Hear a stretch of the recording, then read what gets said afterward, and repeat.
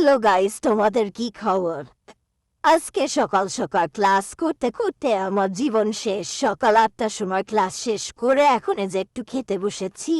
Canteen থেকে burger কিনে এই যে দিয়েছি, কামড় কামড় দিয়ে এনজয় করছি। তো ক্লাস এখন শেষ, বাসায় যাচ্ছি।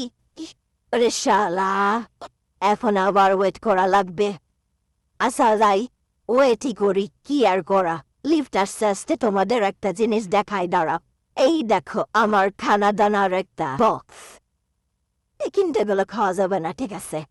এখন বাসায় লিফটে উঠলাম, ফাইনালি লিফট আসছে। এই লিফটে বা একটা গান বাজে, কিন্তু তোমাদের শোনাতে পারছি না, সরি। এই আমার চাবি মাঝে মাঝে নাটক করে। ইশালা খুলে না কেন এটা? খুলবে খুলবে, নাটক শেষ হলে খুলবে, চিন্তা করার দরকার নেই। এই যে খুলেছে। এই যে আমার বাচ্চা কাচ্চা সুপুত্র নবাব আর গোলাপ জান আমার পুত্রবধূ, দুজনে এখন বায়না ধরছে। ওই যে আমার ছেলে টাঙ্কি মারতেছে বাইরে। টাঙ্কি মারা সারা যে পুরুষদের কোনো কাজ আছে? আর এই যে আমার পুত্রবধূ অনেক ভালো, তার কাছে আমি অনেক ভালো শাশুড়ি।